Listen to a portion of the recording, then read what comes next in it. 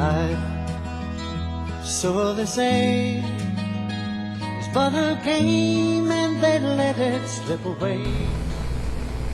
Morning, afternoon, evening, as the case may be in your part of the world. I'm ZenArcher. I thought since I had started this series and I talked about my father that I would tell you a little bit about what it is that I do here and why I'm here and how that came about. After my father passed away and I moved back up from North Carolina to kind of see to it that Mom was okay, it got to a point where she was doing pretty good. She was still running her ceramic shop and family members were around, so it wasn't necessary for me to stay. And I fell in love with another young lady from the internet, which ended up being a 2-year relationship. And I won't go into all the reasons that relationship failed, but it's interesting that it did, because it couldn't have come at a better time. You know, I believe that for everything there is a reason. If it's a happy thing or a sad thing, I think there's a reason for it. And I came to Ohio to visit with my children from my divorce for the Christmas season. And the deal was, I had been with this woman for 2 years, had moved to Florida, and we were living there pretty happily, I thought. And I came up to Ohio to see the kids, and we literally pulled out all the stops in order for me to do that. I was between jobs, and she was waitressing, and it was a shame that she was waitressing too, because she was a very educated woman. She had done paralegal work and a lot of other things, but she was waitressing at the time. And we really pulled out all the stops for me to come home. So I came back up to Ohio to visit with the kids for the Christmas holiday, and I came up, I think I came up about 2 weeks before Christmas. And on December 22nd, I got a phone call from her saying, well, actually on December 18th, I got a phone call from her saying, you know, that she thought that I didn't get enough time with my kids, and maybe what I should do is go ahead and take whatever time I needed and enjoy them more. I was scheduled to come back on New Year's, be back New Year's Day. But she said, you know, why don't you just go ahead and stay a little bit and visit with them? And I said, no, you know, we have plans, and I told you that I'd be home, and I'll be home on time. And there was a pause on the phone, and she said, well, when you come back, you're going to have to find a new place to live.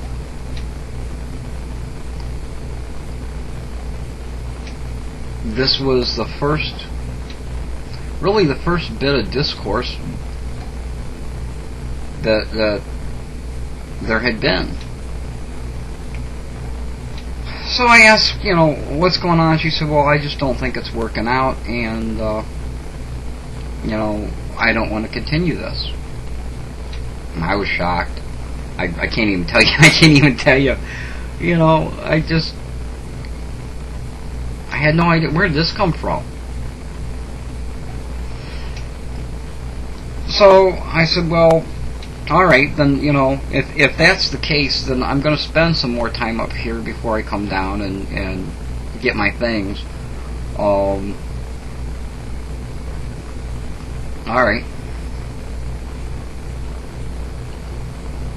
I don't think I said it quite that way, but that was the gist of the conversation. By the time New Year's hit, I was aware that there was somebody else in her life, and apparently had been for some time. But I was just unaware of it. I was blind. I just didn't see it. when I look back, I can see the signs that I was blind to then. But around January 2nd, I was in the kitchen making breakfast, and my mother was upstairs in her room, and I heard something fall down the stairs. Had no idea what it was. And I went to the bottom of the stairs, and my mother used to carry a really heavy purse, and it was laying at the bottom of the stairs. And I looked up, and she was sitting at the top of the stairs. And I said to her, you okay? You dropped your purse. And she said, I don't think so. I said, you don't think so? She said, no.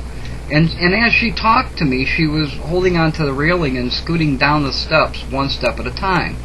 She has metal in her ankle, and at that time I thought, well, she must have hurt her ankle again. But when she got to the bottom of the stairs, it was evident that it was much more serious than that. Mom had suffered a major stroke in her sleep, and her right side was no longer working. She was coherent and could talk, and could talk pretty well, but her right side just was not functioning. So I got her onto the couch, and I have a thing about when you're sick, whatever you want to do is what we'll do. I'm not going to take that self-determination away from you. And she didn't want to go to the doctors. She said, I've been through this before, it'll pass, and that's it. I'm not going to the doctors. And if I did take her to the doctor, she would have refused treatment, and it would have done nobody any good. But I hounded her all day long, until the next day. And finally she went and saw the doctor. And they diagnosed the stroke. They said that she had some kind of a leakage at the base of her head. And she was in the hospital for, seems like forever. I think it was only maybe 2 weeks, but it seemed like forever. And she was ready to go home, and the doctor said, you can't go home, you live alone. And I was only here temporarily. I had completely planned on going back to Florida and finding a place to live there. And they said, you live alone, and so we can't, in all good conscience, send you home.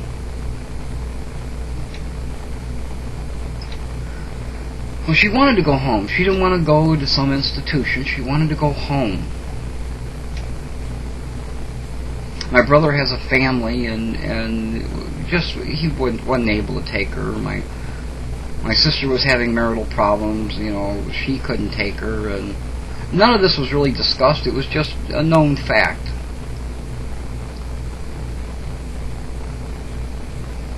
And I made a promise to my dad. So I told the doctors, there's nothing to worry about. She doesn't live alone. I live with her.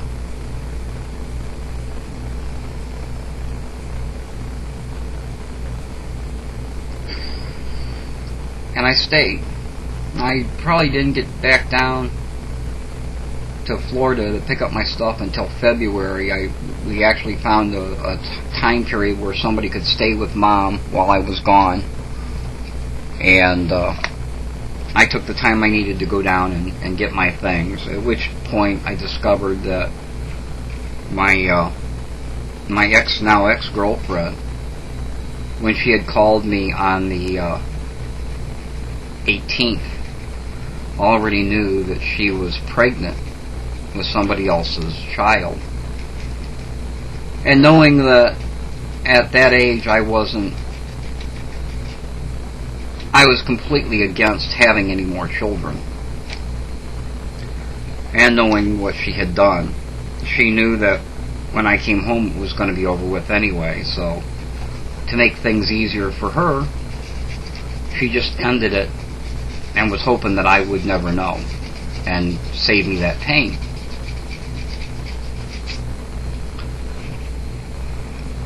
So that's the way it goes. But it's interesting that all of that happened when I was going to be needed here. Because if it hadn't been for that, I wouldn't have been able to be here. I wouldn't have been here when the stroke occurred.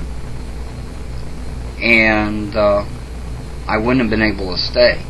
And Mom would have had to go to a home, to a senior citizen, whatever. So it's interesting that things worked out that way. That was 5 years ago. Almost 6. And I'm the chauffeur and the house cleaner and the cook. Mom got better, a little better, able to take care of herself a little bit more over the first year, relatively rapidly. She's not a good patient. She doesn't listen to what people tell her. And the only way I can get her to do what she's supposed to sometimes is just to browbeat her, and just really lay into her.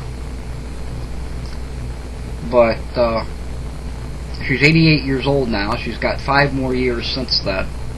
It's almost 6.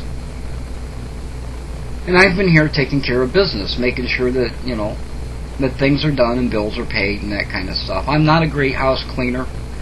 I do what I can, when I can, how I can. I don't always get the laundry done on time, and sometimes I've got a sink full of dishes. But the alternative is something I don't think she could live with. I think if we put her in a home, or she decided to go to a home, she wouldn't last a year. I think the unhappiness and the loneliness of it all would take its toll. And I promised my father I would make sure that Mom was okay. So when it gets really rough and things just aren't working out, it's just the way it goes. I've had to give up a lot in order to do that. My love life is non-existent. I don't go out and I don't get out there to meet people. I don't go out and get involved with people very deeply. I have a friend that is a very close friend that visits me from time to time, and that's important to my sanity, but and I know that she cares about me, and she's a good friend, the best, absolutely the best. And I'm hoping one day that I'll find the love of my life and live out the rest of my life with her. I believe she's out there. I believe that sooner or later, no matter what the circumstances, we will meet. But right now, I'm not in that mode. This is a responsibility that I took on myself, taking care of my mother. And I could not, in good conscience, knowing how difficult it is, ask anyone to share that responsibility with me. It's not easy. There are fights and arguments and accusations that I'm controlling by my mother, that I'm controlling her life, and that I've taken away, a lot of her independence. I haven't taken anything away. The fact is, there's just things she can no longer do for herself. And because she can't, and she's stubborn enough to not see it, that's the way it goes.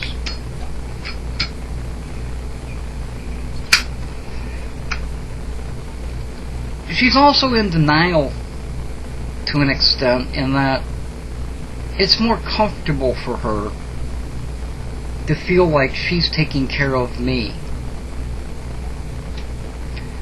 She sometimes tells me that I'm taking advantage of a situation, and as long as she's alive, I don't have to work. And so she's taking care of me, and I'm living with her. And if she wants to believe that, that's okay, because it gives her that dignity and that self-worth and that independence that at this point she so desperately needs.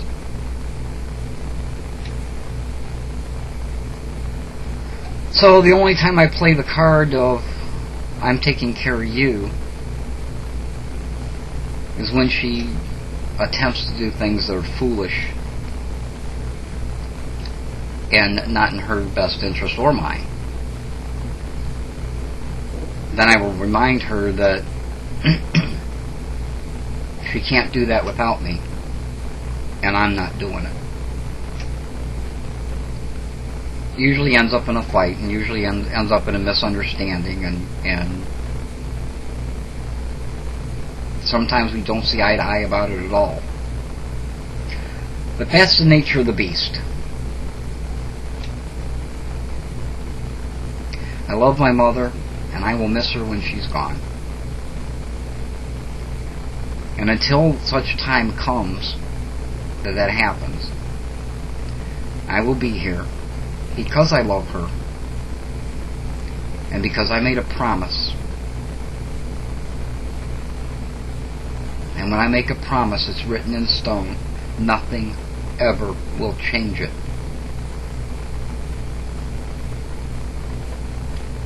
So now you have a little better picture of who I am, what I do. I thank you for taking the time to listen. I don't know that any of this is helpful to anyone or comforting to anyone. I hope that somebody out there will find it, so if not, that's alright. Sometimes we talk to these cameras just because it's good confession. It's good for who we are inside. And sometimes that's why I do them. Until next time, I wish you well, and I wish you be well. This is ZenArcher. We've been